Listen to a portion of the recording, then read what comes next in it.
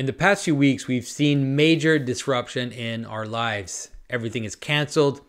Everyone is bunkering down due to the coronavirus outbreak. Because part of the pattern of disease, especially infectious disease, is about a breakdown of normal order, we're seeing this play out at all levels of reality. Of course, it is a breakdown of the body as people get sick and some die.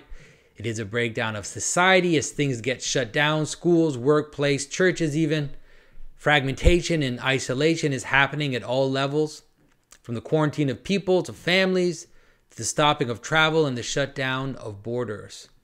But the breakdown is also a breakdown of meaning, which appears as uncertainty, as confusion, an incapacity to know what is true and what would be panic. The measurements and predictions, the planning we usually make in our daily lives break down as we face something unknown and unprecedented in our experience. We've seen a lot of crazy things, from the talk of bat soup to the hoarding of toilet paper, but all of it makes sense when we see this event with a basic pattern. So I want to look at the symbolism of plagues and epidemics using our current crisis as a basis. But we'll also look at the basic structures, examine and hopefully make sense of the very strange example of epidemics in the Bible, and hopefully we can shine a bit of a light on this moment of uncertainty. And as you've already seen, I have written down this talk. Usually I've been improvising, but just to make sure that I say everything I need to say and that I don't misspeak, I've decided to write this down.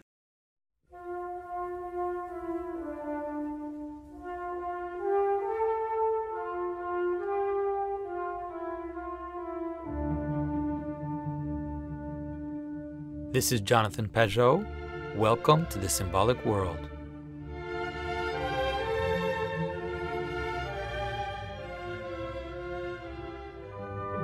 Now, in order to make sense of what is happening on a social level, why people are pushing for this or that measure, emphasizing this or that phenomena, we need to understand what is at stake in terms of narrative and in terms of cultural struggle. The disease is real, of course. We don't really know what it is. We know what it is scientifically, but we don't know what it means for us. Because it's happening now, because we don't have the hindsight or external view of what the scope of the disease is, we can't fully understand the danger and ramifications of the situation. The true danger of the disease itself versus the danger of the ramifications of overreacting to the disease. We can't seem to know which one is best. And we know that an excess on both sides can cause massive damage to our fragile world. And so what we're seeing is truly an acceleration of a breakdown in meaning. And like all breakdowns of meaning, the questions which will arise will be the most basic ones.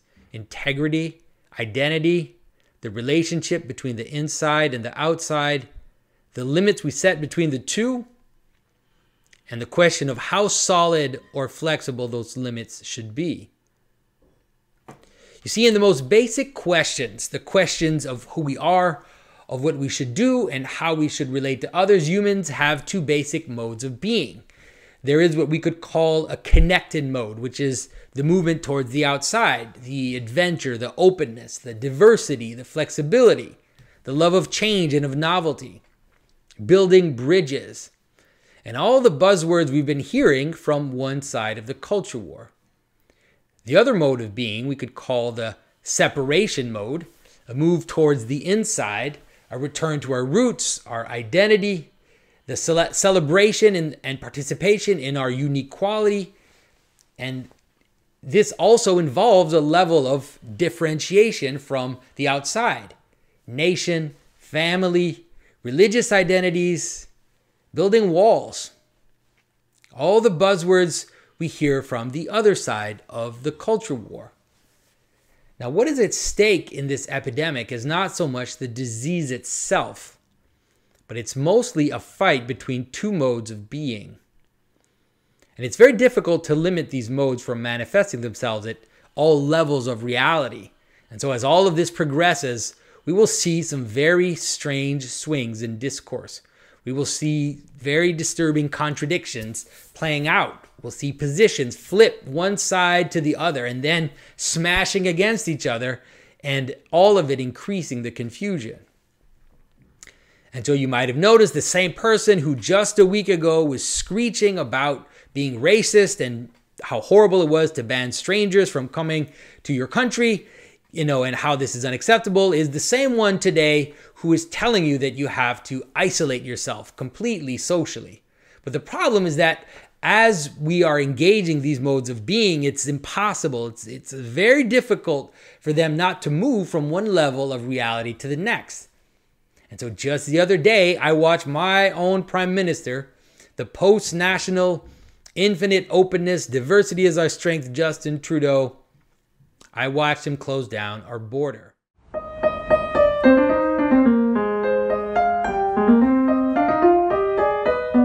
Now, the dirty little secret of an infectious disease is that it always comes from the outside. It doesn't matter what level you see it. If you're always alone, you will not get an infectious disease. You might get some other illness, but not an infectious one. You'll get that from someone else, a visitor or a stranger in a public place. And this is universally the case. And if you can imagine a normal hierarchy of a society with the source of your identity in the middle, a form of communion which binds the elements of your being, but also binds you to your family, to your people, to your nation, no matter at what level you see it. And as we move out from you, we have these different levels of not you. You have friends, acquaintances, strangers. Ultimately, you have your enemies. But then you can go in further and you can identify animals on the very border of humanity. And in a traditional world, on the edge of the world, you will find monsters and ultimately chaos and death. So just like on your border, you have your own animal flesh, your own body of flesh in which death will occur. And so too, infectious diseases will always come from different levels of outside. A visitor, a stranger, and ultimately an animal. So in the case of the coronavirus, it's not surprising, like all other plagues, that it came from somewhere else, like China.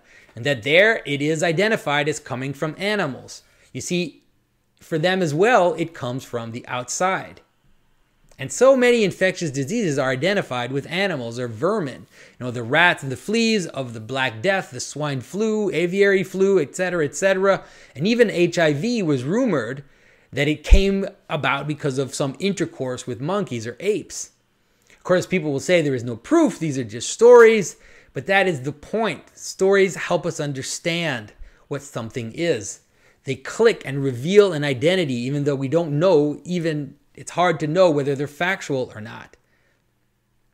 If someone had said that AIDS started from someone driving their car on a Monday, it wouldn't stick to our memory. It doesn't sound reasonable. It doesn't sound like something that can exist. And so it makes no sense in terms of narrative.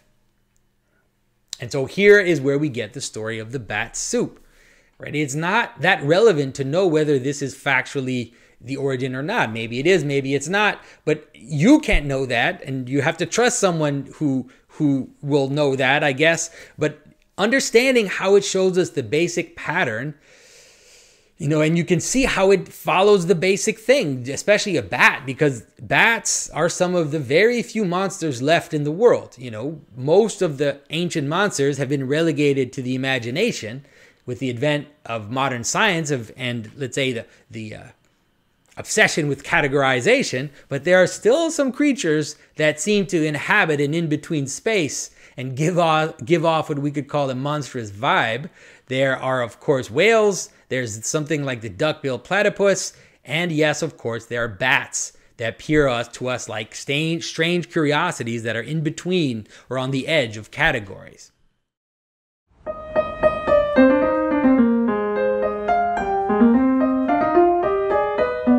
Since the end of World War II, and in reaction to the Axis and its values, the Western world has emphasized what we can call a connected mode of being.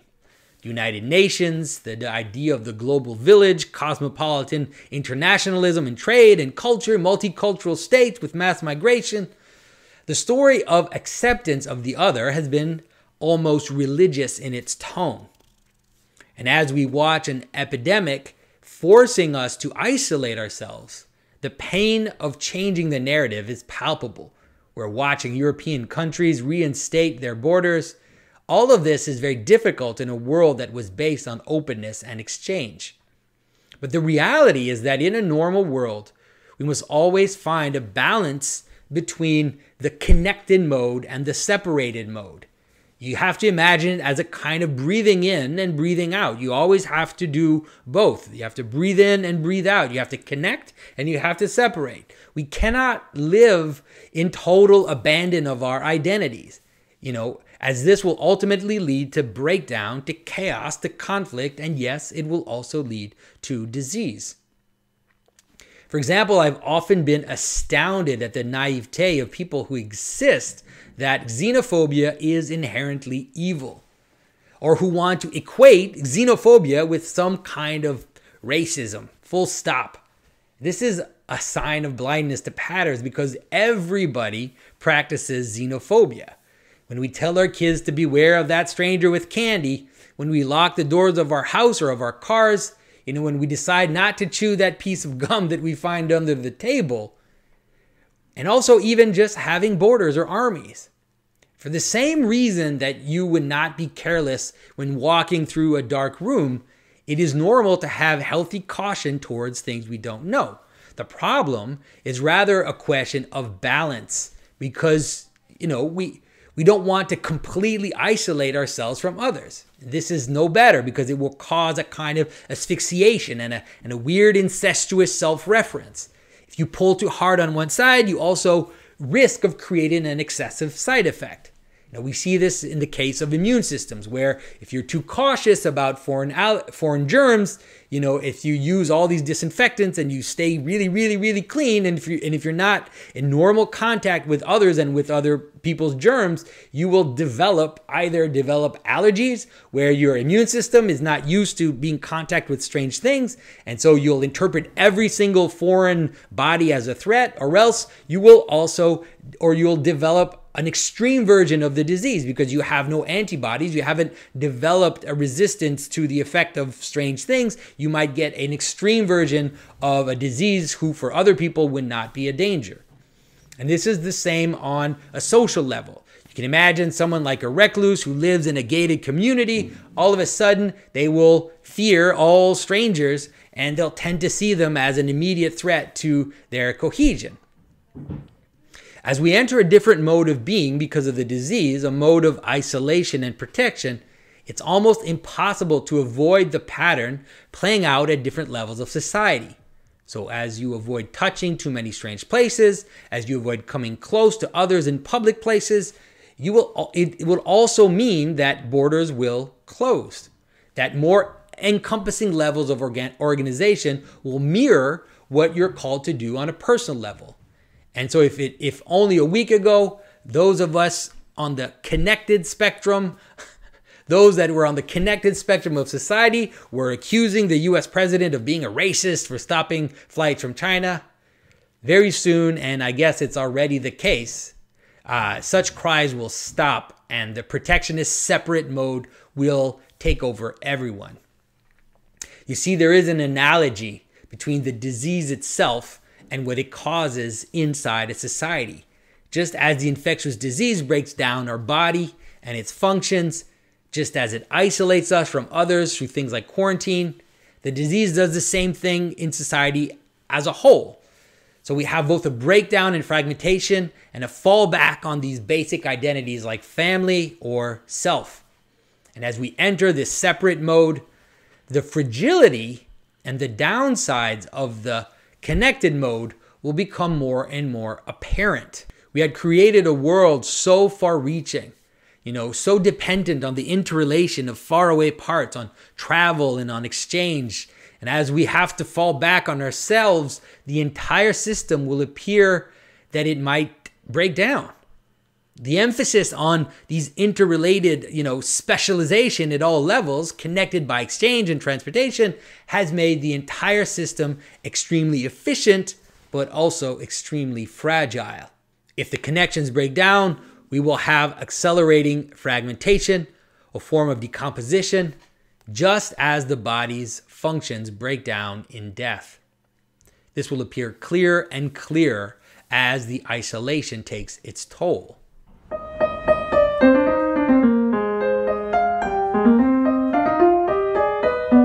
In order to understand epidemic and infection, we also need to understand purity. And looking at how purity works in Scripture will be a useful thing to do. The thing is that for about a century or so, maybe even more, we've seen this pernicious narrative regarding Scripture and its purity laws. People have tried to explain the purity laws in the Bible, the laws about hand washing, about not mixing different materials, mixing animals, mixing levels of reality. They explain this as some kind of primitive and clumsy hygiene. I've seen a resurgence of that quite recently. This is a complete upside down understanding of the world. Purity, both its advantages and disadvantages, appear at all levels of reality. If you wash your hands to get rid of what is foreign on your hands, acts of purity also play out at a social level. Imagine, for example, that Russians would assign spies and agents to sow discord in your country, to spread rumors or to influence your elections through this or that manipulation.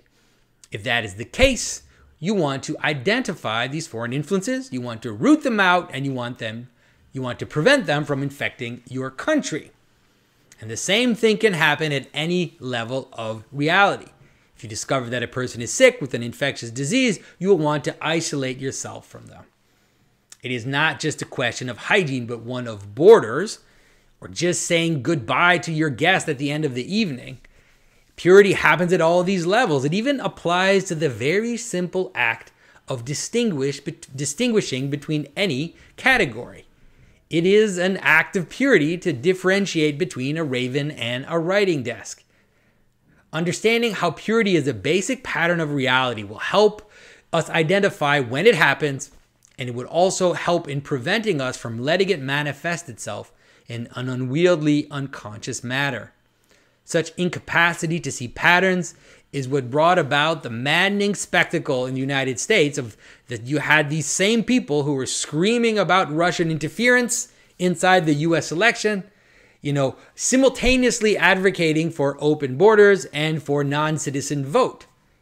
And because people are so unconscious, as we watch the mode of being change from this kind of connectivity to separateness, because it is inevitable that infection comes from the outside, there is a risk of great excess, where there is a risk that we're going to see scapegoating and demonizing, which will bubble up in an unconscious manner. And it might happen in the very same people that were saying the opposite 2 weeks ago. Because as the mode of being changes, people forget what it was like to be in the mode of being before. But through all of this, there is also a danger that this state of fragmentation, that someone can use this state of fragmentation, that the breakdown of all these intermediary groups, like workplaces, like community groups, like churches and businesses, all these intermediary communities, you could say, could be the basis for creating even more encompassing systems of control at a higher level. So we have to be attentive to that as well.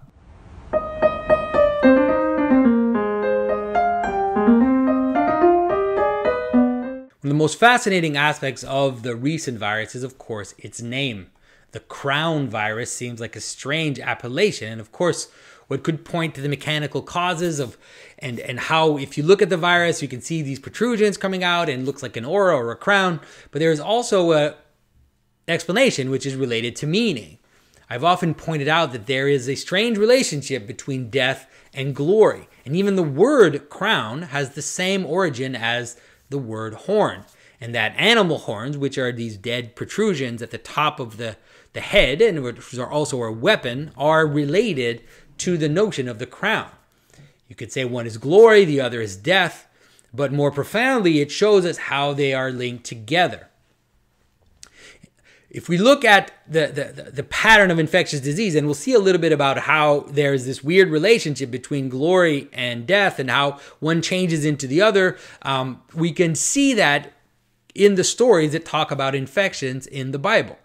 For example, in the book of Samuel, the Philistines, who are this great enemy of Israel, home of the famous giant Goliath, they steal the Ark of the Covenant and they bring it into the temple of their god Dagon. And bringing in this foreign object, bringing in something which is sacred and holy for the Israelites, appears rather as a sacrilege when it is in the temple of their god. The ark shatters the statue of Dagon, but it also causes the God of the Israelites to plague the Philistines with an epidemic. The word used to translate this disease has different renderings. It has been called hemorrhoids or tumors in the hidden places. And anyway, so they develop these outgrowths where the sun don't shine. And at the same time, there was a plague of rats or a plague of mice. And already we can see all the elements I have discussed lining up. The disease comes from the outside, the Ark of the Covenant coming into a foreign land. This plague is also an excess of flesh and is related to animals like rats. I mean, it's not hard to see the analogy between this story and the story of the bubonic plague in the Middle Ages and in the early modern period. These bubonic plagues also came from China and were caused by rats and manifested themselves through these large buboes, these large kind of protrusions that were a swelling of the lymph nodes, mostly in the groin and in the armpits. And so it's not even necessary to postulate that these are the same disease. It doesn't matter. But we can notice that symbolism happens. Now, in order to get rid of the plague, the Philistines had to return the Ark of the Israelites, of course, but they also had to do something else. They had to make golden versions of the hemorrhoids and of the rats, and they had to offer them up to God. And at first glance, this appears as the most insane thing in the world, one of the strangest stories, which is why nobody knows about it, because no one wants to talk about the story. But it is very important to understand it. This story is very similar, as the same pattern as the story of the bronze serpent, which Moses made in the desert. The glory of the ark had become death to the Philistines. And now, in order to flip it back, they have to make a golden version of their death, of their disease. They have to make them into ornaments, something akin to a crown, something useless that is made of gold is like an ornament. And then they have to lift up that aspect of the disease in order to heal themselves from the plague. Now, of course, in terms of pattern, anybody with a bit of attention will notice that is still what we do today. Right? That's exactly what a vaccine or an antidote is. It is an aspect of a disease which is understood and which is used meaningfully, and it's taken as a supplement. For those who watch my other videos, I've talked about the relationship between the supplement and the ornament, and this can make you immune from that very disease.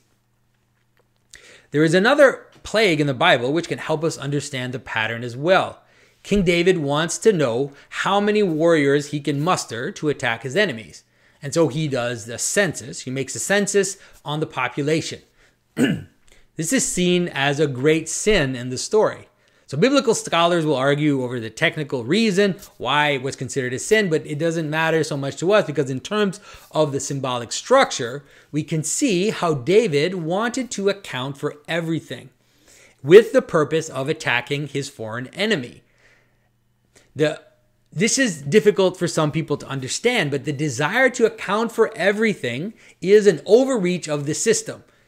Order trying to contain everything and not leaving a chaotic margin, not leaving a buffer on the edge. In the biblical law, you always have to leave a remainder for the foreigner. You see that in the law about leaving the corners of your field for the people who are marginalized and for the foreigners. And we see an example of exactly this in the New Testament, in the book of Revelations, chapter 11. During his vision, St. John receives a measuring rod from an angel, and the angel tells him to go measure the temple. But he warns him, he says, measure the sanctuary, measure the place where the people worship, but do not measure the outer court.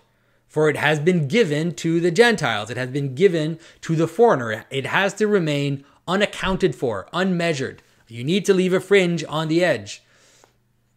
And so David has tried to completely contain all his people in order to protect himself from the foreigner, right? So you can see it as someone who has kept his house completely clean and fully germ-free for years. And the result of that for David is that he is given 3 choices of punishment by God. God says that he has to choose between 3 years of famine, 3 months of falling under the sword of his enemies, or 3 days of pestilence. Now, the lady who tried to prevent all contact with germs for years has made herself weaker than before, and all of a sudden, because she isn't exposed to the margin, she will get a much larger version of the disease she was trying to protect herself from. So David, he chose the pestilence. But if you look at the 3 choices, you can see, especially because they're following the rhythm of 3s, each of them, and related to death, or the 3 days of Jonah and the whale, and for Christians, ultimately the 3 days of Christ in the tomb. And you can see how these 3 punishments are analogically the same. They're related to death, just at different scales, different levels of reality.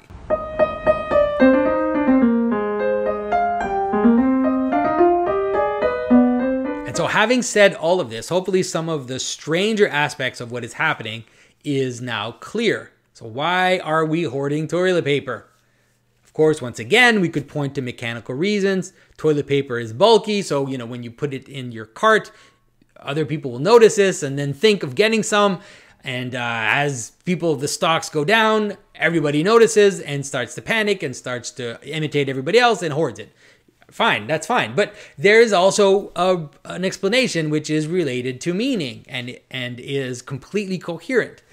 As we fall into separation mode and protection mode, intuitively, even though there is no relationship between the virus and the bathroom in the scientific manner, intuitively we know that the bathroom is the basic place where we define what is alive, what is dead, what is us, and what is not us. It is the most basic place where one reaffirms one's identity through an act of cutting off, of elimination, and of cleaning. And that is why the question of the bathroom seems to keep coming up in modern discourse. That is why, it appeared in all the transgender debates, because it's about identity and about delimiting or smudging over clear categories. And understanding this symbolism can help us all, I hope, keep a clear head.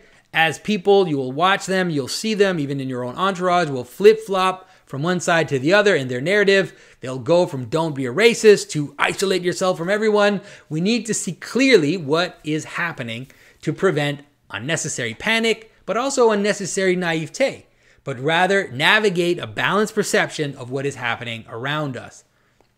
So in the end, I wish you all a calm and productive quarantine for those who are doing that. And as we are during Lent, even though the churches have all been closed, and that's pretty crazy if you think about it, when I talk about the problem of breaking down these other communal moments, it's very fascinating. But nonetheless, this isolation be an opportunity for prayer and for fasting, to avoid all the noise of the crazy world, and hopefully to learn to trust God once again for what is to come, no matter what it is.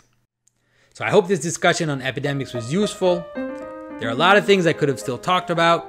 I will probably make another video on the question of the golden tumors and the mice and show how it is a cosmic pattern, and I might put that out as a patron video for this month. As you can imagine, all my events for the near future have been canceled, and so I will be giving you more news on that later. Thanks to everybody for your support, and stay safe.